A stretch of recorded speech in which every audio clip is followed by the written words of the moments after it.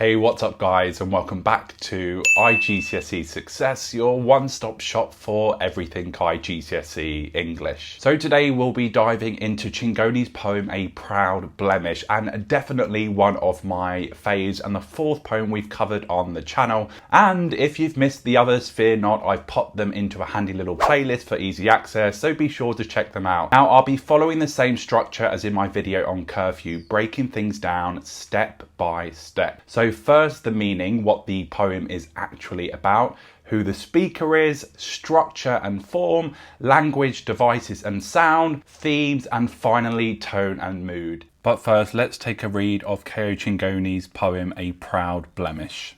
The year I graduate from size 8s, learn to walk in the grown man's shoes, contradicting the diminutive frame. I parade across the Arndale estate. Two-step is an airborne sickness, infecting every discerning cassette desk, after-hours wine bar, joyrider's car. Most weekends I try to fool a woman. Accustomed to the lies of men, sneak home an hour shy of her footfall in the hallway to rehearse my lines. I was home, I just didn't hear the phone, the beep of the answering machine. Her repeating my name till it's prayer. Voice two parts, ire, one despair, that her days arriving between shift patterns and her only son. By the time I graduate size 9s, understand cesarean, when she answers my question, did it hurt? Shows me the dark groove hidden under her work shirt, a proud blemish in skin, rippled with ridges from weight loss. She knows it's not stress. Still we sit, lumps in throats, wait on tests. They don't know what's wrong, she says. Next day she'll be back to underground tunnels, thousands riding the same choppy wave. Soon she's too weak to walk or wash herself. The bones of her skull vitiate a face that once stunned grown men into mumbling stupors. On a grey ward, 2 months into size 11s, she speaks in my mother tongue, begs me, trace the steps of its music. But the discord of two languages keeps me from the truth I won't hear. She's dying, but I won't call her dead. Can't let her become a body, a stone, an empty hospital bed. So let's have a little chinwag. What is A Proud Blemish actually about? Well, at its heart, A Proud Blemish depicts a son coming to terms with his mother's mental and physical decline as he navigates his own physical growth. And through that, I guess in many ways, he begins to truly understand her, not just as a parent, as a caregiver, but as someone who has endured pain, made sacrifices, and has shown quiet strength in the face of illness. It starts with snapshots from his youth, parading through the Arndale estate, clinging to confidence, caught between childhood and adulthood. We've all been there. There's noise, swagger, bravado, but in my opinion, it ultimately reveals someone, I guess, adrift in many ways, not yet settled into their identity and where they fit into the world. But the emotional core of the poem comes later when we shift to the mother's physical decline. The speaker describes her shrinking body, her gaunt face, her inability to care for herself. As such, the tone becomes quieter, more reflective, more, I guess, intimate. This isn't just about watching someone fade, it's about realizing just how much they gave and how little was said. For me, one of the most powerful moments comes when the speaker notices his mother's cesarean scar. It's described not with horror but with pride, hence the title, A Proud Blemish. And I think this is just such a beautiful and moving way to symbolize sacrifice, love, and endurance. Now, as the speaker begins to notice the changes in his mother's body, the scar, the weight loss, her growing weakness, there's this quiet reversal of roles. It's subtle, but he's no longer just the child, her son. He's beginning to see her vulnerability and everything she's endured. Again, it's subtle, but it's emotionally devastating. By the final stanza, the poem edges towards grief. The speaker refuses to say she's dying and won't allow her to become a mere body, a stone, an empty hospital bed. So somewhat euphemistic, and that line really does a lot. It perfectly captures the denial, the I guess, emotional paralysis, the looming finality of loss. He's not ready to let go and maybe never will be. And this is really something I'm sure a lot of us can relate to, particularly if you've lost someone close to you. So I guess this universality to the poem just makes the whole narrative incredibly moving and poignant. Now, ultimately, A Proud Blemish is a poem about memory, mortality, and the marks, both literal and emotional, that shape our understanding of those we love. It's intimate, it's unflinching, and it's deeply human. And to quickly summarize the meaning of the poem, so it explores a son's evolving understanding of his mother, from proud matriarch to a frail figure shaped by sacrifice. The early stanzas show youthful bravado and surface confidence set in the Arndale estate. Tone shifts to intimacy and reflection as the mother's health declines. The caesarean scar becomes a powerful symbol of love, sacrifice and endurance. There's a role reversal, so the son now cares for the mother who once cared for him. The final lines edge towards grief, with euphemism showing denial and emotional paralysis. And some of the themes include memory, mortality, family, identity, and the emotional and physical marks people leave on us. Overall, it is a tender, raw, and deeply human poem. Now let's take a moment to think about the speaker, because of course who's telling the poem and how close they are to the subject really shapes the emotional weight of it. Now, in A Proud Blemish, the voice is unmistakably that of the son. He's not just recounting events, he's processing them, looking back with a mixture of pride, guilt and love. Now, early on, he comes across as somewhat self-assured, even slightly performative, all swagger and nightlife and teenage bravado. But as the poem moves forward, we see a shift. That same voice becomes quieter, more exposed, more vulnerable, I guess. For me, what is particularly striking is the honesty. There's no distance or detachment here. This is someone right in the middle of it all, trying to make sense of what he's seeing and feeling as his mother begins to slip away. He notices details others might miss, her gaunt frame, the scar, her tired routines. And there's something raw in the way he holds those observations up to the light without, I guess, embellishing them. So the speaker isn't just telling us what happened, he's showing us how it felt. And his perspective turns the poem into something far more intimate, a kind of emotional reckoning years in the making. And same again for the speaker. So of course the speaker is the son reflecting on his mother and their relationship. The early voice is confident, performative, full of teenage bravado, so the son. As the poem progresses, the tone softens and becomes more vulnerable. He's not distant, he's emotionally involved, observing with honesty and care. There are vivid and unfiltered details included, such as the scar and the frailty of the mother, and the son shows love without sentimentality. The son's voice captures an emotional reckoning shaped by pride, guilt and grief. And the closeness of the speaker makes the poem feel personal and deeply affecting. Next, let's have a look at how Proud Blemish is structured. So the poem is written in free verse, so there's no strict rhyme or regular rhythm, which perfectly suits the subject matter. I guess in many ways the looseness gives it a natural, almost unfiltered feel, like we're listening in on someone working through their memories in real time. It doesn't feel overly polished or controlled, and that really does mirror the emotional journey the speaker is on. And as a side note, this is likely why Chingonyi chooses to write in free verse across many of his poems. It allows the narratives to remain raw and authentic, pulling us directly into the intimate world of the speakers he portrays. Now, structurally, the poem is made up of mostly quatrains, so 4-line stanzas, which gives a sense of consistency and flow, even as the content becomes quite emotionally turbulent. Now, this balanced, orderly layout contrasts with the rawness of his emotions being described, so you've got that juxtaposition there. In many ways, it's like the speaker is trying to contain or process something painful in manageable chunks. What is particularly striking is how the poem ends with a couplet that's quietly devastating, capturing the speaker's struggle to really come to terms with his mother's declining health and that looming shadow of her death. Now, there are some shifts in pace across the poem. The opening is far more energetic with that youthful bravado coming through, but things really start to slow down as we reach the more tender, reflective sections. Of course, the change in tempo really does mirror the speaker's own shift in perspective from posturing teenage confidence to something more, I guess, raw and real. There's also a kind of narrative arc to the whole piece. It moves from childhood and adolescence into adulthood, then zooms right in on the intimate details of what feels like the mother's final days. Of course, the transitions are subtle, but you can really feel them, and that movement through time gives the poem its emotional depth. And to summarise the structure and form, so of course A Proud Blemish is written in free verse. There's no strict rhyme or metre, giving it a natural conversational feel.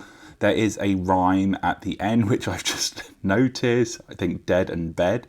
The poem mirrors someone processing memories in real time, so it's unfiltered and emotionally raw. There are shifts in pace which reflect the speaker's emotional journey. It's energetic and bold at first, then slower and more tender. The poem follows a narrative arc from childhood to adulthood, ending in the mother's final days. There are some subtle transitions to give the poem emotional depth and a sense of time passing. It's mostly written in quatrains, so 4-line stanzas, reflecting the speaker's attempt to bring order to the emotional chaos. And of course, the poem ends with that really poignant final couplet, very much emphasising the stark reality of loss and the speaker's refusal to let go. And it builds from bravado to vulnerability, showing growing understanding and closeness. Now let's take a closer look at language techniques and sound. And don't worry, this is just a general overview. We'll dig into specific annotations later, but don't you dare skip, I see you. So right from the start, the language feels grounded, personal, direct, and often conversational. Early on, there's a clear sense of youthful energy. The speaker parades through the estate, again full of bravado and performance. It's all about image, trying to look untouchable while still, I guess, trying to figure things out. Now, as the tone shifts, so does the language and imagery, and it becomes more delicate, more emotionally charged. One of the most powerful examples is, of course, the central metaphor, a proud blemish, a contradiction or oxymoron that turns something painful into something meaningful. It reframes the scar as a symbol of love and endurance. Now, later in the poem, we get stark physical imagery. It's raw and it's unsentimental, which makes it hit even harder. Tenderness comes not from big emotional statements, but from his growing awareness of her vulnerability, noticing her scar, her fading strength, and describing it with quiet respect. And in terms of sound, we get subtle details like the soft alliteration in rippled with ridges, which of course mirrors the fragility of her body and the speaker's restraint. Now, these small patterns help hold back the emotion. Grief sits just under the surface. Overall, the language and imagery track the speaker's emotional arc from swagger and distance to intimacy and reflection. Now let's quickly summarize the language devices and sounds, all the fun stuff. So the language is grounded, it's conversational, it's personal, direct, and emotionally honest. The early tone conveys bravado and image. The speaker parades through the estate, trying to seem untouchable.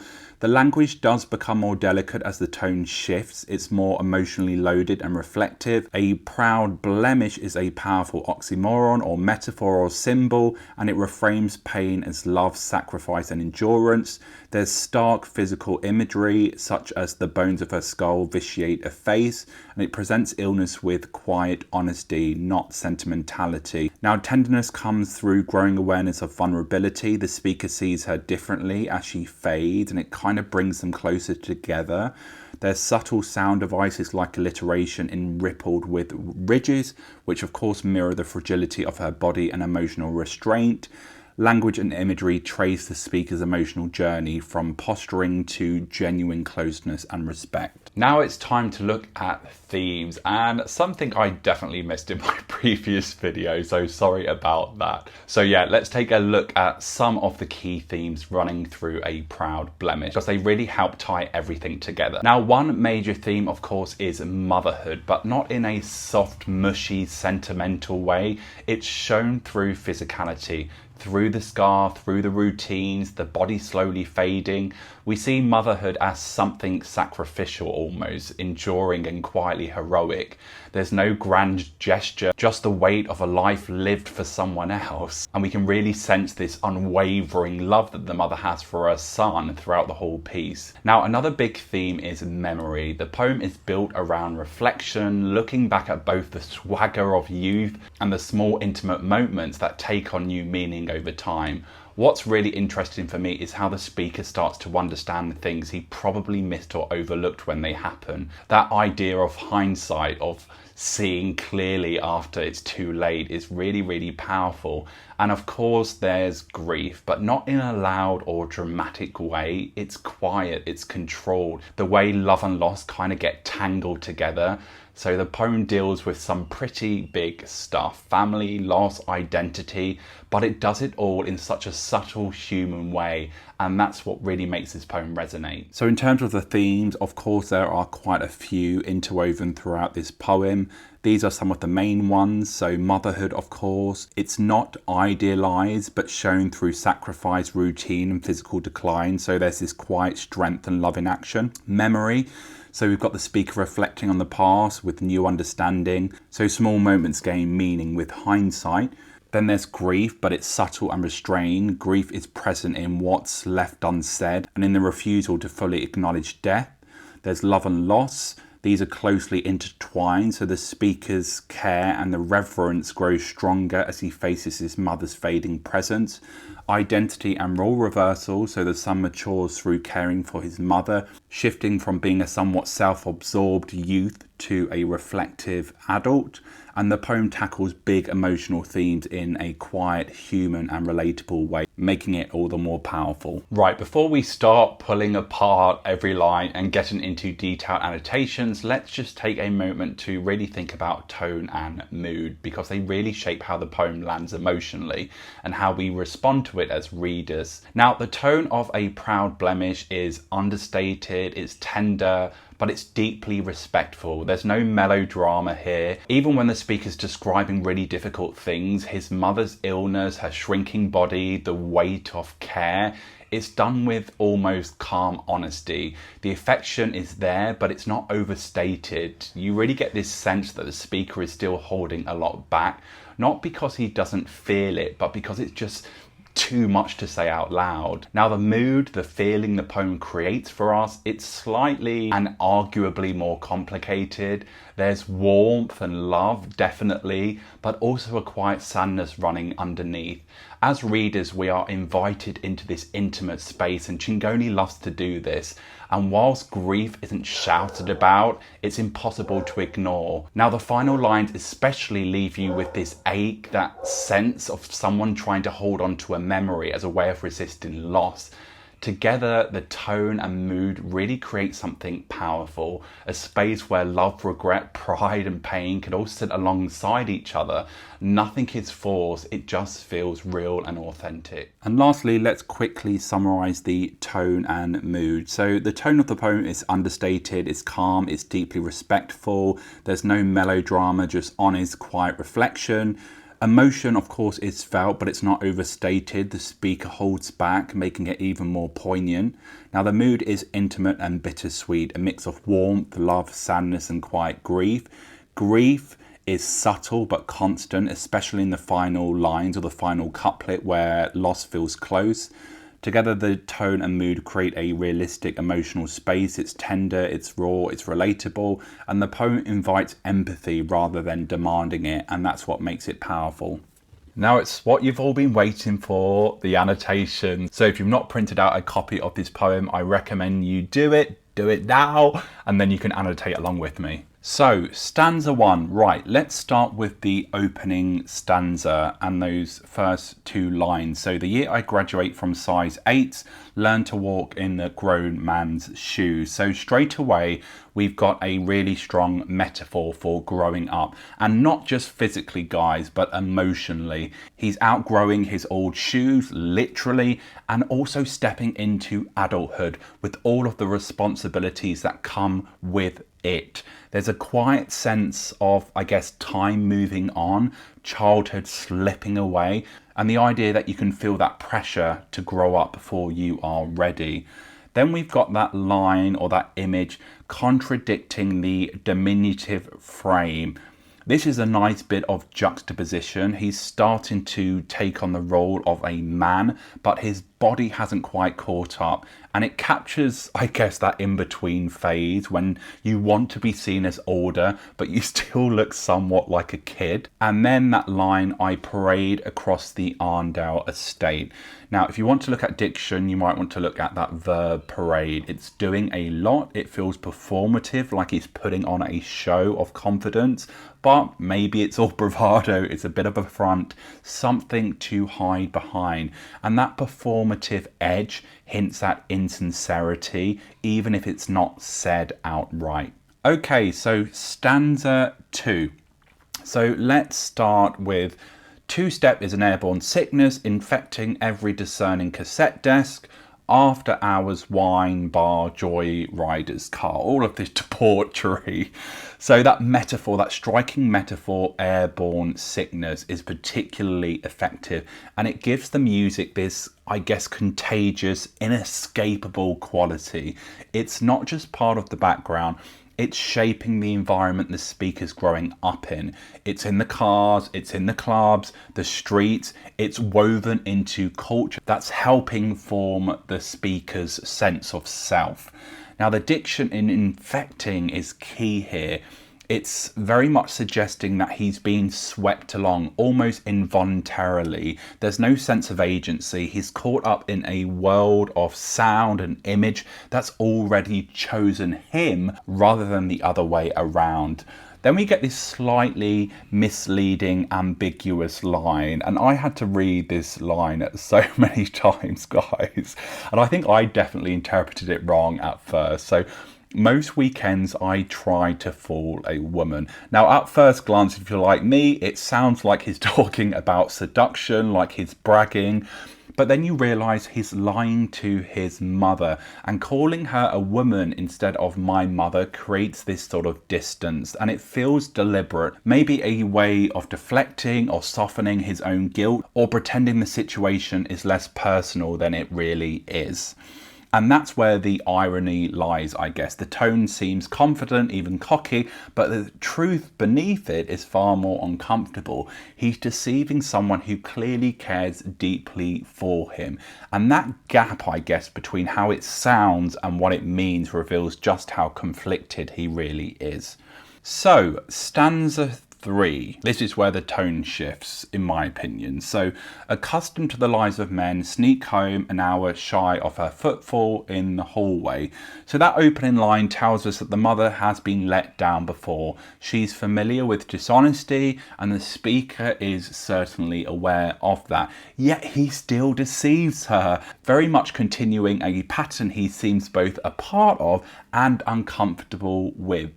Now, sneak home, quote unquote, reveals a sense of guilt. His actions are somewhat secretive and even calculated, and it suggests a strained relationship, one where honesty isn't the norm. Then comes to rehearse my lines. Now, this is a key moment. That word rehearse, again, if you're looking at diction, shows that he's not speaking genuinely. He's preparing an excuse like an actor learning a script. So again, there's this performative element to his behavior, and that adds emotional distance. It's not, in my opinion, that he doesn't care, but he's clearly struggling to communicate directly. So this stanza starts to, I guess, in many ways expose a more complex emotional landscape. He's no longer just posturing. There's tension, there's self-awareness, and there's a real sense that he's trying to manage things without really confronting them. And I'm sure we're all a little bit guilty of that. Okay, stanza 4. So stanza 4, this is where the mother's emotional state really comes into focus.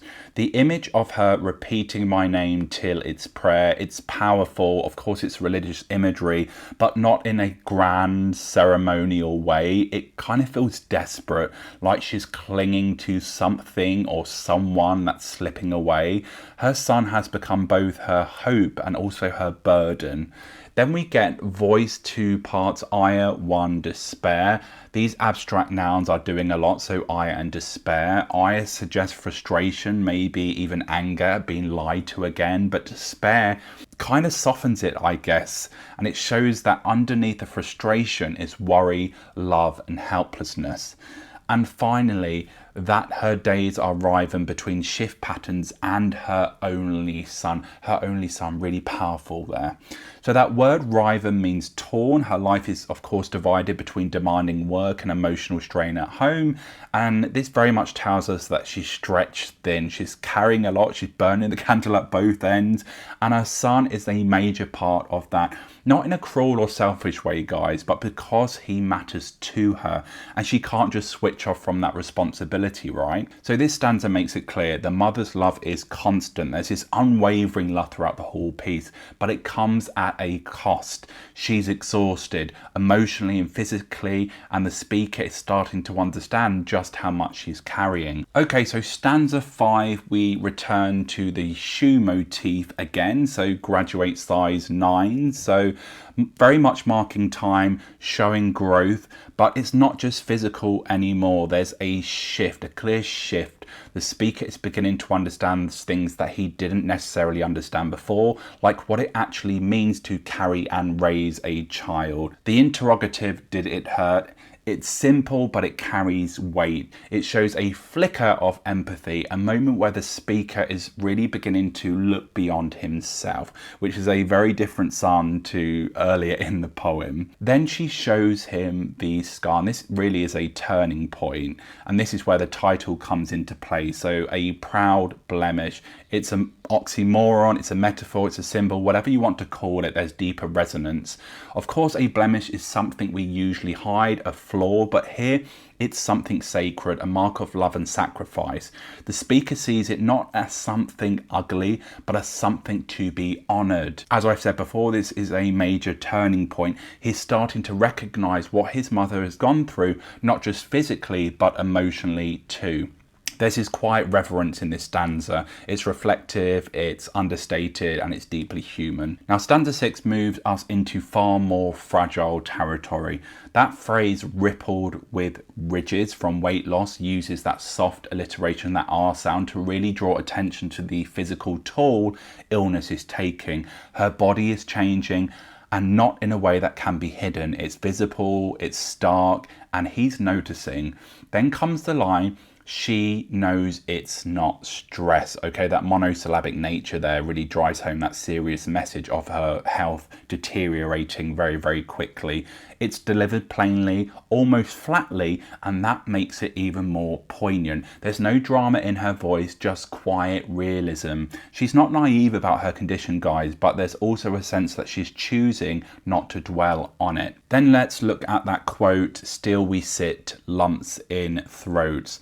Now this line is full of unspoken emotion. Nothing is being said directly, but both of them feel it. It's a moment of stillness, of quiet fear, and it's shared. That image just sitting together, it's subtle, but it's deeply moving. And then we get, they don't know what's wrong. Again, the monosyllabic diction here, really powerful. It makes it hit harder. It sounds blunt, it sounds helpless, like even the doctors can't explain what's happening. And that uncertainty, that lack of answers, adds to the emotional weight and to the feeling that time is slipping away. And finally, let's take a look at that line, next day she's back to underground. There's no pause, no rest. She's still going, still working, still pushing forward, even as though her health deteriorates. Finally, that line, next day she's back to underground. There's no pause, there's no rest, she's still going, still pushing forward, even as her health deteriorates. That resilience really says a lot about her character, and it's clear the speaker is starting to really see it. There's this new appreciation he has for his mother and everything she's endured and everything she continues to endure. Okay, stanza 7. This stanza is heavy, not just in subject, but in what it shows us about decline. Now, the image of tunnels connects with the line before, suggesting, I guess, hospital corridors, and choppy ways is a metaphor for life getting rougher, harder to manage. It's not smooth sailing anymore. It's unpredictable, it's exhausting, and it's relentless. Then that line, soon she's too weak to walk or wash herself. The language here is stark. There's no embellishment, no metaphors, just the facts. And that plainness makes it even more powerful. There's something very quiet, very honest about how it's said. The mood here becomes more fragile. It's hard to read, and it's meant to be. And that striking image, the bones of her skull vitiate a face. We've got that very emotive word vitiate, which means to spoil or weaken. Illness has physically transformed this mother, and the speaker sees the sharpness of her bones, how the face he once knew is fading, so we can really imagine this gaunt, almost emaciated woman, and it's heartbreaking. And there's this contrast here between who she was, someone who once stunned grown men, and who she is now. It's a painful kind of realization. He's watching someone he loves become unrecognizable. So in this stanza, the speaker doesn't just describe her condition, he confronts the reality of it. The tone is very much subdued, but the emotional impact is clear. This is the point where denial starts to give way to recognition. So with stanza 8, we start with that image of being on a grey ward, and that colour imagery sets the tone immediately. Grey is bleak, it's lifeless, it's heavy as a colour, and it reflects a hospital setting, yes, but also the emotional state of the speaker. This is where it all begins to narrow, physically, emotionally, and I guess linguistically. 2 months into size 11s brings back the shoe motif one last time. He's still growing, but now that growth feels different. Less about bravado, more about emotional weight. He's stepping into, I guess, something bigger. Responsibility, grief, and adulthood. And as some of you might know, navigating these themes can be so overwhelming in every way imaginable. And then comes this incredibly intimate moment. She speaks in my mother tongue. Now, this is slightly ambiguous, but the way I interpret this line is perhaps it's due to illness or confusion, but it also feels like, I guess, a return to something deeply personal. It's a cultural and emotional grounding, her way of reaching out in the most familiar language she knows. And this idea is strengthened with the following line, so begs me trace the steps of its music. So this is beautifully metaphorical. She wants him to follow, to connect, to understand, but then we get the break. The discord of two languages keeps me from the truth I won't hear.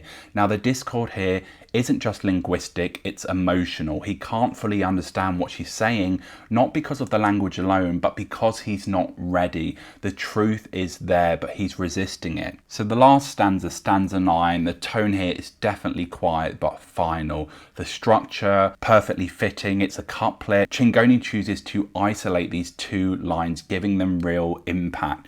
The speaker is clearly in deep denial, clinging to memory and identity, because to name death would be to accept it. The desperation and grief are both so palpable here, and that asyndetic list, a body, a stone, an empty hospital bed, it strips away all individuality. It's what she would become in the eyes of the world, but not to him. He can't let go, not just yet. The ending, of course, it's really raw, guys, but a really human one.